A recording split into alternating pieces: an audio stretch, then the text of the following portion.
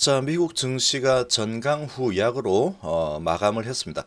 자, 애플 스토어 폐쇄 소식이 딱 전달이 되면서 증시가 약한 모습으로 마감을 했죠. 자, 미국과 중국의 이런 갈등이 좀 완화되는 조짐을 보이고 있죠. 자, 이런 모습으로 강하게 시작을 했지만 이 애플 스토어가 폐쇄를 한다 이런 소식이 나오면서 조금 약세로 돌아섰습니다. 자, 증시와 그리고 HLB의 이런 앞으로의 방향은 어떻게 흘러갈까? 이런 부분 한번 전체적인 분위기 한번 살펴보겠습니다. 자, 지금 다우 지수 시작이 좋았지만 밀렸죠. 나스닥도 마찬가지입니다. S&P도 마찬가지고 지금 다우하고 S&P 전통주들이 있는 이런 시장이 조금 약한 모습이었죠. 그러나 나스닥은 그래도 밀렸지만 이 올라서 마감을 했죠. 자, 이제 이런 분위기였고 지금 영국, 프랑스, 독일은 이런 애플 스토어 폐쇄 소식 전에 장이 마감을 하면서 그래도 강한 모습을 좀 보였습니다. 자, 지금 분위기를 보시면 애플 스토어 폐쇄 발표 소식이 나오면서 상승으로 잘 진행이 되다가 하락으로 바뀌었죠. 방향이 바뀌면서 다우 지수가 0.8% 하락을 했습니다. 자, 내용을 보시면 일단 장 초반에는 미국과 중국 1단계 무역 합의 이행을 위해서 이 미국산 농산물 구매를 늘린다 이런 소식이 나왔죠. 상당히 이제 미국 쪽에서 트럼프 진영이 중국을 엄청나게 뭐 쏴댔죠. 계속 이제 이 바이러스는 중국 때문에 시작이 되었고 손해배상 청구다 뭐 이런 식으로 엄청나게 때리기를 하고 화웨이 제재도 하고 이렇게 진행을 하다가 지금은 또 이제 방향이 바뀌었습니다. 다시 그렇게 으르렁거리는 모습을 보였지만 그런 부분은 대선을 염두에 두고 이 바이러스 부분 때문에 상당히 지금 이 사회적 혼란이 크게 발생했죠. 그게 내 책임이 아니고 다 중국 때문이다. 이런 식으로 이제 여론을 형성하기 위해서 어쩔 수 없이 그렇게 뭐 할 수밖에 없는 상황이었습니다. 전략적으로 그렇게 했다라고 보면 되겠습니다. 자, 그렇지만 이 대선이 이제 11월 달이니까 얼마 남지 않았죠. 그런 상황에서 지금 6월 20일이니까 7월 달이 이제 정말로 코앞으로 다가왔습니다. 자, 이런 시기에 주가가 하락하는 모습이 나타나는 그런 분위기로 몰고 이 가도록 그냥 가만히 보고 있을 트럼프가 아니다 이렇게 보면 되겠죠. 자, 그러니까 실질적으로 지금 미중 이 갈등이 아주 크게 일어나다가 언제 그랬냐는 듯이 다시 좀 친한 모습을 보이고 있죠.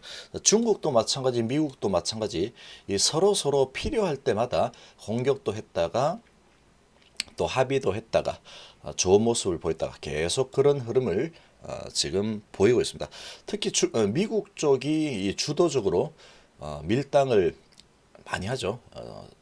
아주 강력하게 밀어붙였다가 다시 또 좋은 모습을 보였다가 이런 분위기가 전개되고 있습니다. 자, 이런 상황을 보면은 지금 증시가 밑으로 밀릴 가능성이 별로 좀 없다 이렇게 볼 수 있습니다. 좀 희박하다 이렇게 볼 수 있겠죠. 자, 지금 이제 전강후약으로 마감을 하면서 이것도 증시가 별로 좋지 않은 방향으로 흘러가겠구나 그런 마음이 좀 들 수 있습니다. 그런 마음이 들 수 있겠지만 그렇게 섹터에 따라서 상당히 좀 다른 모습을 보일 가능성이 크다 이렇게 볼 수 있겠죠. 지금 이 애플 스토어 매장 11개 폐쇄한다고 한 부분이 이 애리조나 플로리다에서 하루 기준 사상 최다 감염자가 나왔다. 이제 이렇게 발표가 되면서 이런 지금 이제 크게 증가하고 있는 그런 지역을 포함해서 몇 개 주, 네 개 주죠. 네 개 주에서 폐쇄를 한다. 이런 소식이 나왔습니다. 그래서 애플도 사상 최고가 경신하다가 폐쇄 소식 이렇게 나오면 뭐 예전 같았으면 엄청난 하락을 했겠지만 0.57% 하락이었죠.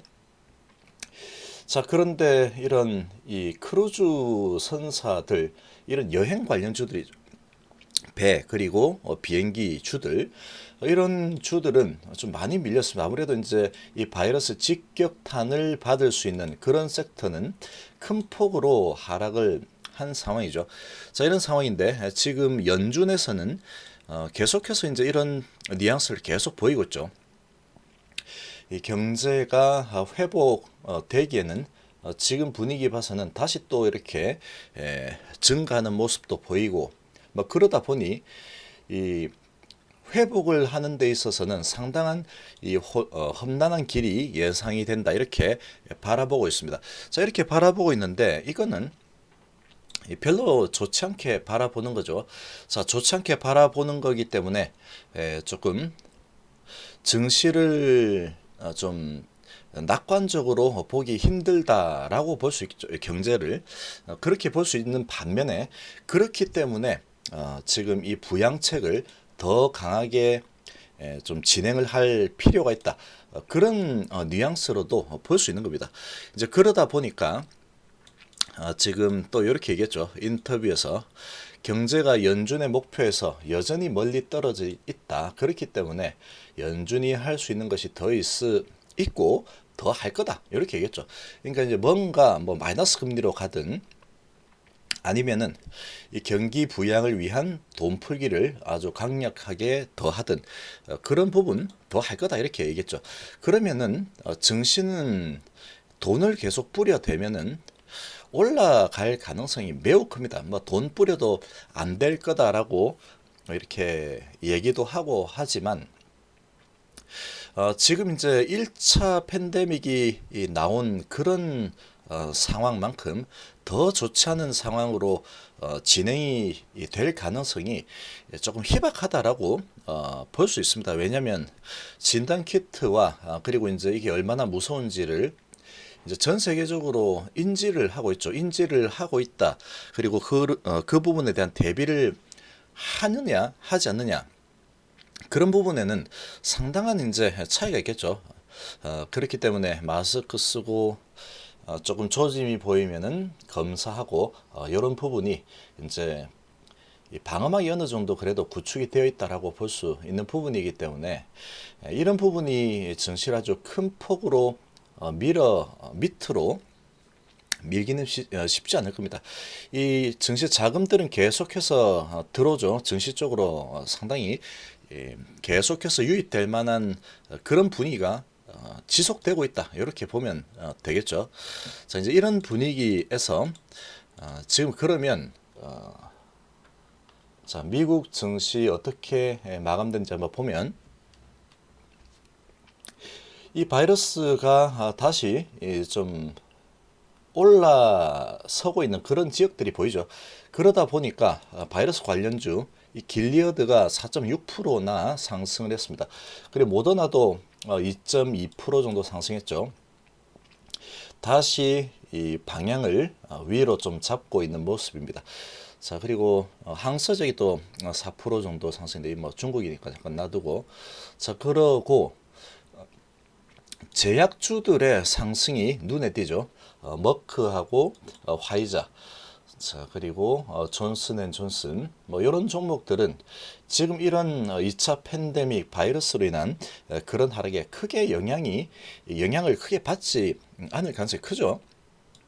그리고 비대면 관련 이런 주들, 아마존닷컴이나 페이스북 이런 종목들은 다시 올라가고 있죠. 이제 이런 모습을 보면은 비대면과 제약 바이오 쪽이 다시 좀 올라서는 모습이 나타나는구나, 이렇게 볼 수 있겠습니다. 그리고 반도체 주들은 조금 뭐 강보합이었죠. 애플은 0.57 폐쇄 때문에 내려갔고, 자, 그런데 지금 델타항공 4%, 보잉 2.7%, 지금 은행 주들 1% 정도 하락에, 자동차주 1%, 보험주 2%이 정도씩 하락을 했죠. 자, 이런 분위기를 본다 그러면 여전히 이 분위기가 2차 팬데믹이 또 올 수도 있겠다, 쉽게 꺼지지 않는구나, 계속 또 환자가 늘어나는 상황이 발생하고 있구나 이렇게 볼 수 있기 때문에 아무래도 이제 이런 피해주들 그리고 이 제조업 관련주들 그런 종목들은 아무래도 모멘텀이 상당히 좀 줄어들 수밖에 없는 상황이죠. 자, 그러면 이런 종목들은 아무래도 돈이 몰려가기가 쉽지 않은 상황이 될 거다 이렇게 볼 수 있겠고, 자 그리고 이제 이런 온라인 플랫폼 주들은 좀 강세가 나타날 수 있겠죠. 카카오, 네이버, 카페24, 코리아센터 같은 이런 이제 비대면 관련 주들은 온라인 주들 이런 종목들은 상승을 좀 할 만한 그런 분위기로 전개될 가능성이 크다 이렇게 볼 수 있겠습니다.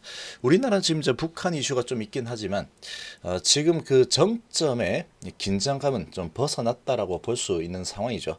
자, 그러면 이제 세계 증시 흐름에 따라 움직일 가능성이 크다 이렇게 볼 수 있겠고, 지금 이제 우리 증시 금요일 날 미중 북한의 이런 갈등 도발 이런 부분과 또 미국 증시가 아주 시원하게 올라가지 못하는 그런 모습 때문에 주말에 또 어떤 소식이 나올까, 특히 이제 북한 쪽에 대한 우려겠죠.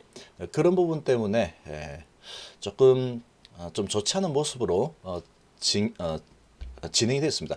자, 이렇게 진행이 되었지만 이제 미국 증시도 보면은 제약 바이오 쪽이 다시 상승하는 흐름으로 방향을 틀고 있죠. 그러면 이 제약 바이오는 이런 2차 팬데믹 그런 우려가 이제 조금씩 올라오고 있는데, 그런 부분에서 상당히 좀 그래도 멀리 동떨어져 있는 그런 섹터다라고 볼 수 있겠죠. 그리고 제약 바이오 주들이 특히 우리나라는 최근에 재평가가 상당히 많이 진행이 되고 있죠. 시중에 돈은 넘쳐나고 있고, 지금 이런 바이러스 때문에 이런 업종 대표주 쪽으로 지금 투자를 하기에는 이거 조금 좀 애매하겠죠. 이거 또 계속 이렇게 확산이 되고 이런 분위기가 생기면 올라가기 힘들겠다. 그런 분위기가 형성될 수 있기 때문에 다시 이 제약 바이오 쪽이 이제 관심의 대상으로 다시 중심으로 돌아설 가능성이 아주 크다 이렇게 볼 수 있겠습니다. 자, 그러면 결국은 이 제약 바이오와 비대면 쪽이 또 강세를 좀 이어가겠죠. 지난주 금요일 날 보면은 또 하락한 종목들은 꽤 많습니다. 이 바이러스 관련 주들도 꽤 많이 하락을 했죠. 이 정도까지 하락을 한 상태이기 때문에 지금 월요일 날 지금 미국 시장도 제약 바이오가 반등했고, 그런 관점에서 본다면 조정이 좀 충분히 진행이 된 이런 제약 바이오 주들 그리고 상승세를 타다가 플랫폼을 좀 형성하는 그런 종목들이 추가적으로 강세가 나타날 가능성이 크다 이렇게 좀 볼 수 있겠습니다. 자, 그러면 HLB 같은 경우에는 유상증자 물량이 나오는 D-Day였는데 거래량이 그렇게 많지도 않았죠. 한 70만 주 정도 됐고 지금 밑꼬리를 달고 다시 끌어당기면서 마감을 했습니다. 이제 이런 분위기를 좀 본다면 HLB는 제약바이오고 이런 팬데믹 쪽에서 상당히 이런 증시에서 아주 강한 모습을 보였죠. 그런 분위기가 이제 나올 만한 상황이다 이렇게 볼 수 있겠습니다. 조정도 상당히 많이 잘 되어 있고 D-Day도 끝났고 증시는 다시 이 제약바이오 쪽으로 유리한 방향으로 좀 흘러가고 있다 이렇게 볼 수 있겠습니다. 2차 팬데믹이 이 제약바이오 유리한 쪽이냐, 그렇게 볼 수도 있겠지만 아무래도 이제 이 제조보다는 그나마 상대적인 우위에서 투자 심리가 상대적 우위를 좀 점할 수 있겠죠. 이제 그런 관점에서 본다면 특히 또 조정이 많이 되어 있는 이런 HLB 같은 종목들은 상승 방향으로 돌아설 가능성이 매우 높다라고 좀 볼 수 있겠습니다. 자, 이번 시간 이 정도로 마무리하겠습니다. 감사합니다.